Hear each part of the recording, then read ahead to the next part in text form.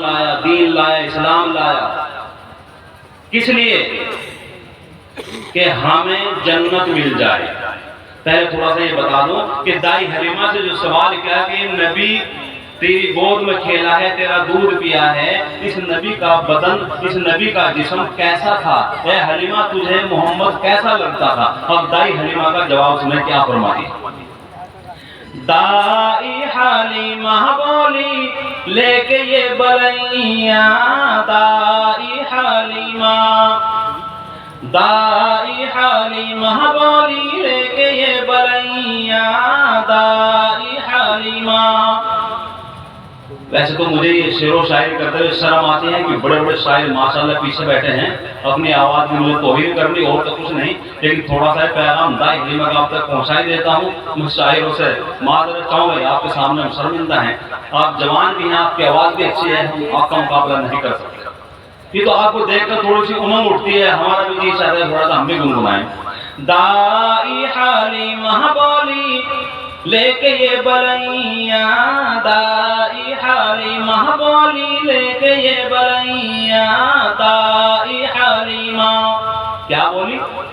چم چم چمکے بدن جیسے نور کی کرن، موہے لگی ہے لگن، ذرا دیکھن دو، دیکھن دو۔ دائی حلیمہ بولی لے کے یہ بلیاں، دائی حلیمہ۔ چم چم چمکے بدن جیسے نور کی کرن، موہے لگی ہے لگن، ذرا دیکھن دو، دیکھن دو۔ اللہ کے نبی صلی اللہ علیہ وسلم کو جب ہجرت ہوئی، حکم ملا کہ مکہ چھوڑو مدینہ جاؤ، تو اللہ کے نبی ابو بکر صدیق کے ساتھ کہاں چلے؟ سب سے پہلے غار ثور کے اندر چلے، اور غار ثور کے قریب ایک سانپ جو کئی سو سال سے نبی کے دیدار کے لیے اس غار کے قریب بیٹھا ہوا تھا، اس کو بتایا تھا کہ عیسیٰ علیہ السلام کا جب زمانہ آیا، اللہ کے نبی سے لگ بھگ 600 سال پہلے زمانہ آیا عیسیٰ علیہ السلام کا، اس زمانے میں اس سانپ کو معلوم پڑا کہ ایک آخری نبی آئے گا اور بڑا خوبصورت ہوگا، اور اس نبی کا دیدار کسی کسی کو نصیب ہوگا۔ تو سانپ نے اللہ سے لمبی عمر مانگی کہ اللہ میں اس نبی کا دیدار کرنا چاہتا ہوں۔ تو عیسیٰ علیہ السلام کی کتابوں میں لکھا تھا کہ غار ثور میں وہ نبی ضرور آئے گا، تو وہ سانپ جا کر وہاں بیٹھ گیا جو کئی سو سال سے نبی کا انتظار کر رہا تھا۔ اور جب اللہ کے نبی اس غار کے اندر گئے، جب اس غار کے اندر گئے تو ابو بکر صدیق نے غار کی صفائی کی، کوڑا کچرا جتنا سب نکال دیا، اور اس غار میں بہت سارے سوراخ تھے۔ ابو بکر صدیق نے اپنا قمیض اتارا اور اس کے پھاڑ پھاڑ کے ٹکڑے کیے اور اس غار کے سوراخوں میں ڈال دیے کہ کوئی جانور اندر نہ آ سکے، میرے نبی کو تکلیف نہ پہنچائے۔ ایک سوراخ باقی رہا، اس میں ابو بکر صدیق نے اپنے پاؤں کی ایڑی لگا دی اور بیٹھ گئے۔ اللہ کے نبی صلی اللہ علیہ وسلم لیٹے ہوئے ہیں، ابو بکر صدیق بیٹھے ہوئے ہیں، ابو بکر صدیق کی ران پر میرے نبی کا سر مبارک رکھا ہوا ہے۔ تو جب سانپ نے دیکھا کہ نبی آ چکا اور اس نے چاروں طرف دیکھا راستہ اندر جانے کا نہیں ہے، تو سانپ نے دیکھا ایک سوراخ تھوڑا کھلا ہوا ہے، اس میں ابو بکر صدیق کی ایڑی لگی ہوئی ہے، تو اس نے ڈنک مارا، ابو بکر صدیق کے پاؤں میں ڈنک مارا، مگر نبی کا عاشق تھا، برداشت کر گیا اور زہر چڑھنے لگا۔ اتنا زہر چڑھا کہ ابو بکر صدیق کی آنکھوں سے گرم گرم آنسو نبی کریم صلی اللہ علیہ وسلم کے رخسار مبارک پر ٹپک رہے تھے۔ کیوں برداشت کیا کہ اگر پاؤں ہلاؤں گا میرے نبی کی آنکھ کھل جائے گی، نیند کھل جائے گی، تکلیف ہوگی، خود برداشت کی مگر نبی کو تکلیف نہ دی، اس لیے کہ محبت اسی کا نام ہے، عشق اسی کا نام ہے۔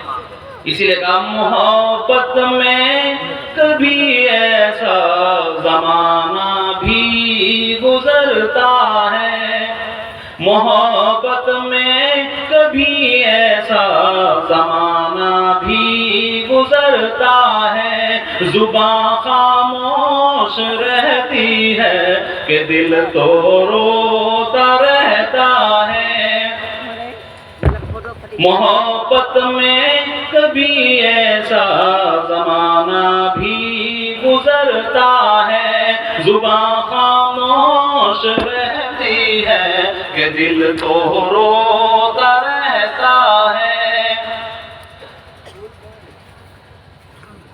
تو اللہ کے نبی صلی اللہ علیہ وسلم آرام فرما رہے اور سانپ انتظار میں ہے۔ اب ابو بکر صدیق کے ساتھ چلے غار ثور کے اندر، کر کے ہجرت غار ثور میں پہنچ جب سرکار ہو، کر کے ہجرت غار ثور میں پہنچ جب سرکار ہو، ساتھ میں وہ صدیق اکبر جیسے تابعدار ہو، سانپ تھا ایک مدت سے وہاں پر، سانپ تھا ایک مدت سے وہاں پر، طالب دیدار ہو، سوئے ہوئے تھے جہاں عربی سنوریا، سوئے ہوئے تھے جہاں عربی سنوریا، سانپ مارے ہوئے پن بولا نبی کا بدن ذرا دیکھن دو، دیکھن دو، دائی حلیمہ بولی لے کے بلیاں، دائی حلیمہ۔ پھر اللہ کے نبی صلی اللہ علیہ وسلم کو معراج ہوئی، آسمان پر پہنچے، عرش بری پر پہنچے نبی جی بن کر جب مہمان ہو، عرش بری پر پہنچے نبی جی بن کر جب مہمان ہو، سارے پیغمبر ملے وہاں پر، ہونے لگے قربان ہو، سارے پیغمبر ملے وہاں پر، ہونے لگے قربان ہو، حور و ملائک کہنے لگے سب، حور و ملائک کہنے لگے سب، تم پہ جان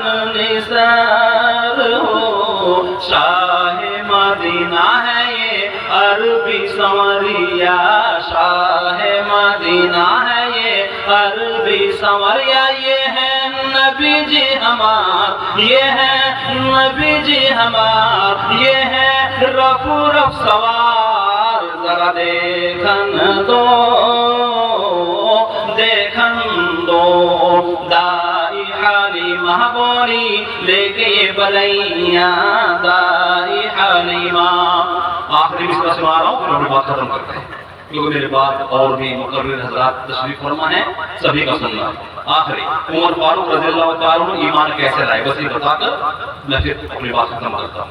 سیدنا حضرت عمر فاروق رضی اللہ تعالیٰ عنہ تلوار ہاتھ میں لے کر نعوذ باللہ اللہ کے نبیوں کے قتل کے ارادے سے چلے۔ ایمان کیسے لائے؟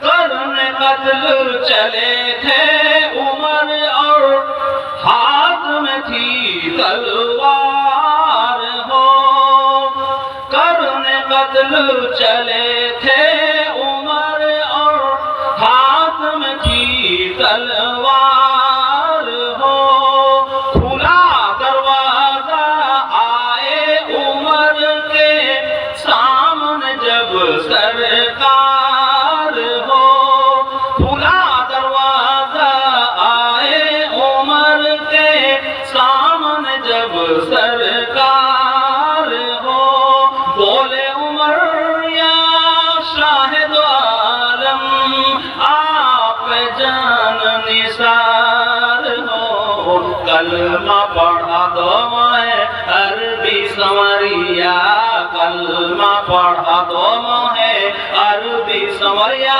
میرے پیارے مصطفیٰ موہ جلوہ خدا ذرا دیکھن دو، देखन दो।